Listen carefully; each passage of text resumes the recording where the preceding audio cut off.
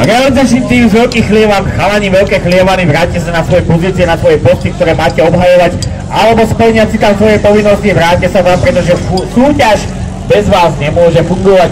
Tak realizačný tým z Veľkých Chlievan, ktorí ste mali zadelené svoje úlohy, vráťte sa na ne. Ďakujem hlavný organizátor.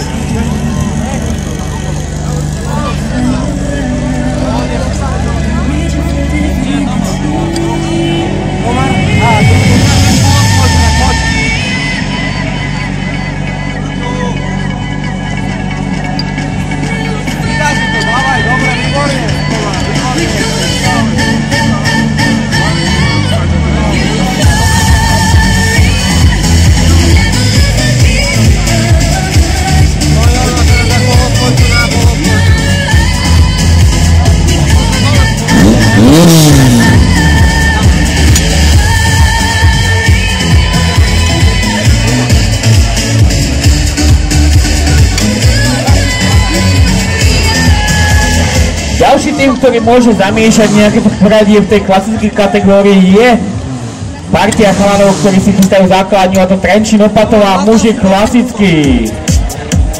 Za nimi sa nám pripravia ďalšie týmy, a to Tupovčianky, ženy klasika. Za nimi Zlatníky, muži klasika. Po nich Dolné Ozorovce, muži šport, a za nimi Tupovčianky, muži klasický tým. Pretože Hasičská liga nočných súťaží funguje túto sezónu, už vieme takmer všetci, ale ešte nevieme úplného víťaza, pretože všetko sa tajilo do posledných chvíľ do úplného vyhodnotenia, ktoré sa koná dnes na prvom ročníku nočnej hasičskej súťaži vo Veľkých Chlievanoch. Takže nikto nevidel tabuľku, nikto nevidel body, len domáci a len tí, ktorí to všetko zadelovali, ktorí to všetko mali na starosti.